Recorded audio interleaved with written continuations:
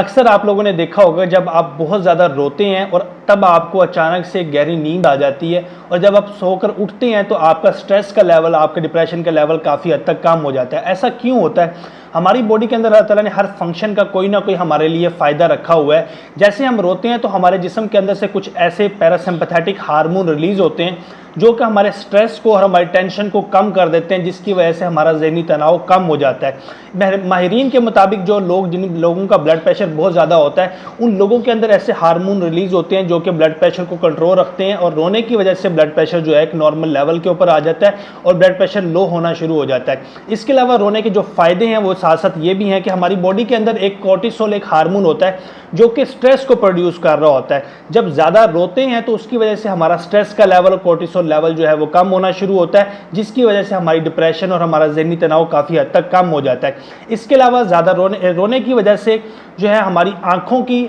जो है सफाई होना शुरू होती है। हमारी आँखों के अंदर जो डस्ट होती है वो उसका एक ज़रिया बनता है कि हमारे जिस्म से वो खारिज हो जाती है, हमारे जिस्म से जो फाजिल मादा होता है आँखों के अंदर उसका खराज हो जाता है। इसके अलावा गुस्से की हालत में आप लोगों ने अक्सर देखा होगा कि हमारे मूड चेंजेस हो रहे होते हैं। अगर इस हालत में आंखों में से आंसू आना शुरू हो जाए तो गुस्से की शिद्दत में काफ़ी हद तक कमी हो जाती है और हमारा मूड जो है वो अचानक से तब्दील हो जाता है। और बहुत बार आपने ये भी देखा होगा कि जब दर्द की शिद्दत में रोया जाता है तो रोने की वजह से हमारी दर्द की शिद्दत जो है, दर्द का एहसास जो है वो बहुत हद तक कम हो जाता है, जिसकी वजह से हमारी बॉडी का एक बर्दाश्त करने का एक जो लेवल होता है वो बहुत ज़्यादा बढ़ जाता है और हमें गम की शिद्दत उस हिसाब से महसूस नहीं होती जिस हिसाब से होनी चाहिए।